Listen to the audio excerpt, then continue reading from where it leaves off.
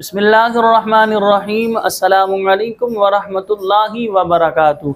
आज का टॉपिक हमारा इस हवाले से है कि निकाह नामे का एक कॉलम होता है, कॉलम नंबर 18, जिसमें लिखा होता है कि आया शोहर ने बीवी को तलाक का हक तफवीद कर दिया है, यानी कि बाद लोग इसको दुआत को जुआ पढ़ते हैं, तफवीज़ कर दिया है यानी सिपुर्द कर दिया है, या आसान लफ्ज़ों में इख्तियार दे दिया है, या तलाक का हक जो है बीवी के हैंड ओवर कर दिया है।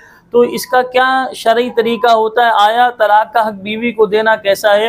तो याद रखें, ये निकाह नामे के अंदर एक कॉलम होता है कि बाज़ जगहों पर हमने देखा कि लिखवाया जाता है कि भाई बीवी को तलाक का हक दे दिया।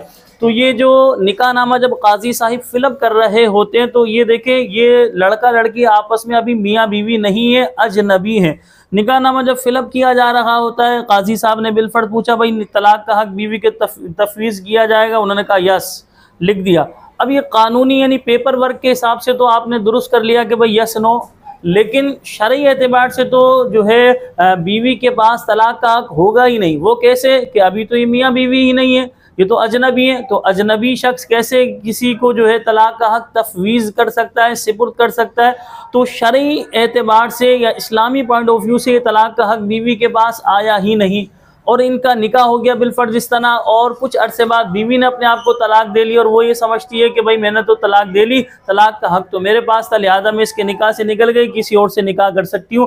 तो ऐसी सूरत में वो बीवी जो है वो अपने शौहर के निकाह से नहीं निकलेगी, और अगर वो किसी और जगह निकाह करती है तो शरई एतबार से वल मुहसनातु मिनन निसा की जो है शादीशुदा औरतें हराम की गई, यानी ये मनकुहा है किसी की, ये बीवी है किसी की। तो लिहाजा अगर ये किसी और से निकाह करती है तो इस्लामी पॉइंट ऑफ व्यू से शादीशुदा औरत का निकाह नहीं हो सकता, तो इसका निकाह नहीं होगा।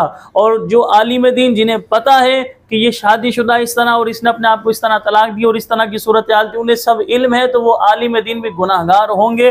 लेकिन कोई आलिम ऐसी हरकत कर नहीं सकता जो अल्लाह और उसके रसूल, जो अल्लाह रब्बुल आलमीन से डरने वाला है, जो शरीयत का पाबंद है, ज़ाहिर सी बात है उसे जैसे ही पता चलेगा वो फ़ौरन उन्हें समझाएगा, वो मान जाएंगे तो फबिहा, नहीं मानते तो उनका मैटर है, लेकिन वो कोई आलिम दीन इस तरह निकाह नहीं पढ़ाएगा। बहरहाल मैं आपके सामने इसका शरई तरीका बयान करूँगा कि बीवी को किस तरह तलाक का इख्तियार होता है। तो देखें, जब निकाहनामा फिलअप किया जा रहा होता है तो कानूनी एतबार से आप यस नो लिखवा सकते हैं, लेकिन शरई एतबार से अगर आप दिलवाना चाहें, वैसे मेरी राय तो ये है कि ना दिलवाए तो बेहतर है, क्योंकि हदीस पाक के मफहूम के मुताबिक औरत नाक़िसुल अक़ल है।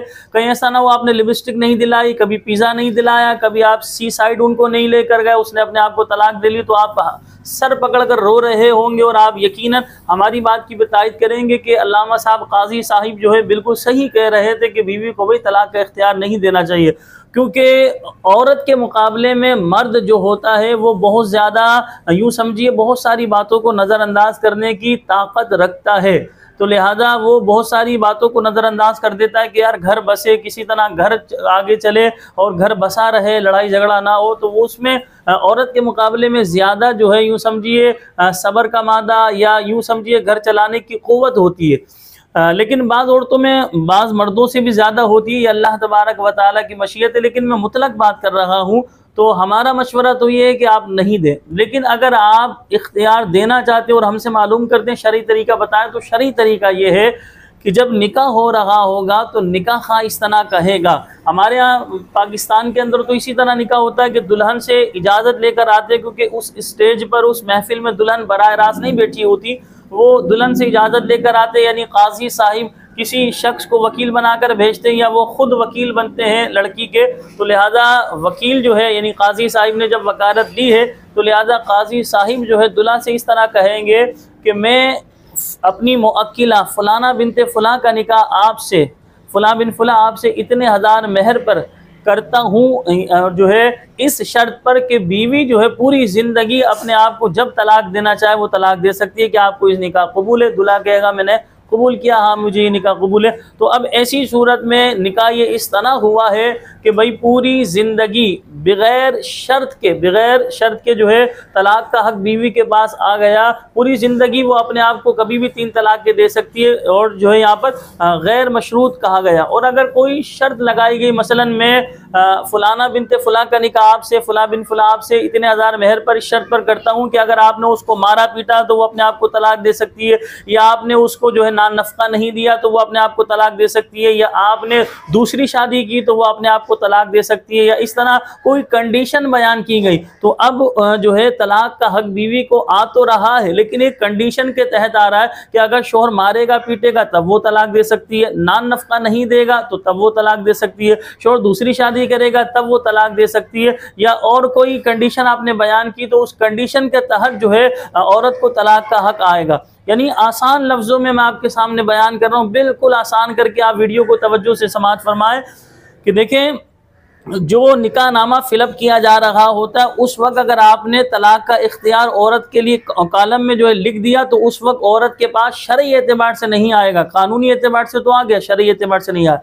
शरई एतबार से लाने के लिए जब ईजाब व कबूल हो रहा होता है तो जो काजी साहिब जो ईजाब कर रहे होते हैं कि मैंने अपनी मुअक्किला फलाना बिनते फलां का निकाह आपसे, फलां बिन फलां आपसे इतने हजार मेहर पर गवाहान की मौजूदगी में इस शर्त पर किया कि वो पूरी ज़िंदगी अपने आप को तलाक का इख्तियार रखती है। तो अब ऐसी सूरत में दूल्हा इस निकाह को, क्या आप इस निकाह को कबूल करते हैं? दूल्हा कहता है मैंने कबूल किया। तो अब आप देखें यहाँ पर जो है पूरी ज़िंदगी औरत के पास तलाक का हक भी आ गया और गैर मशरूत आया। और अगर दूल्हा इस बात पर राज़ी नहीं होता कि भाई ऐसे तो नहीं दिलवाओ पूरी ज़िंदगी और जो है गैर मशरूत कोई शर्त बयान करो कि मैं मारूंगा पीटूंगा या नान नफका नहीं दूंगा, तब समझ में आता है। तो अगर आप उस शर्त पर कहते हैं कि भाई आप नान नफका नहीं देंगे, उस शर्त पर ये अपने आप को तलाक दे सकती है, या आप मारेंगे पीटेंगे उस शर्त पर दे सकती है, आप दूसरी शादी करेंगे उस शर्त पर दे सकती है, तो वो कंडीशन जब पाई जाएगी तो लिहाजा वो अपने आप को तलाक देगी तो शरई एतबार से तलाक वाक़ई हो जाएगी। एक देगी एक वाक़ई होगी, दो देंगी दो वाक़ई होगी, तीन देंगी तीनों वाक़ई हो जाएंगे। हुर्मत मुगल्लज़ा औरत जो है वो शौहर के निकाह से निकल जाएगी। इद्दत कर लेने के बाद वो किसी भी मर्द से निकाह कर सकती है। यहाँ बज़ाहिर एक एतबार से फ़ायदा नज़र आ रहा है, वो इस तरह कि अगर वाकई कोई बदबख्त जालिम शख्स है जिसके बारे में आपको पता है यार ये धोखेबाजी कर सकता है, फ्रॉड कर सकता है, तो आप अपनी बहन बेटी का निकाह इस तरह करवा दें कि उसको तलाक का इख्तियार हो जाए।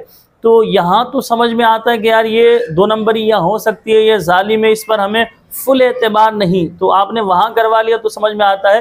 लेकिन अगर कोई वाकई बज़ाहिर नेक मुत्तकी परहेजगार हो या आपके ख़ानदान बिरादरी का हो, आप जानते हैं बचपन से उसे, वहाँ पर आप इस तरह ये तलाक का इख्तियार ना लें तो बेहतर है। लेकिन फिर भी आप लेते तो मैंने आपको बता दिया शरई एतबार से आपके लिए जायज़ है दोनों सूरतों में, कि आप अनजान शख्स से अपनी बहन बेटी का निकाह कर रहे हैं या आप जानने वाले से कर रहे हैं, दोनों सूरतों में शरीयत ने आपको इख्तियार दिया। वो किस तरह इख्तियार आपके पास आएगा पूरी तफसील मैंने आपको बता दी। फिर भी आपकी समझ में ना आ रहा हो तो नीचे डिस्क्रिप्शन में जाके व्हाट्सएप पे आप हमसे रब्ता कर सकते हैं, हम आपको व्हाट्सएप पे भी समझा सकते हैं। यहाँ ये भी बताता चलूँ ऑल कराची निकाह पढ़ाने की हमारी सर्विस होती है। आप कराची के किसी भी इलाके में रहते हो निकाह पढ़ाने के लिए आप हमें बुलवा सकते हैं। इसके अलावा ऑनलाइन निकाह पढ़ाने की हमारी सर्विस मौजूद है। आप किसी भी कंट्री में रहते हो, आप परेशान ना हो तो ऑनलाइन निकाह पढ़वा कर हम आपके डॉक्यूमेंट्स जो है वो शरई और कानूनी तरीके के मुताबिक आप तक पहुँचवा देंगे। हमें अपनी दुआओं में याद रखिएगा। जिंदगी रही तो अगली वीडियो में आपसे मुलाकात करते हैं, तब तक के लिए हमें इजाज़त दीजिए। अल्लाह निगहबान। अस्सलामु अलैकुम व रहमतुल्लाहि व बरकातुहू।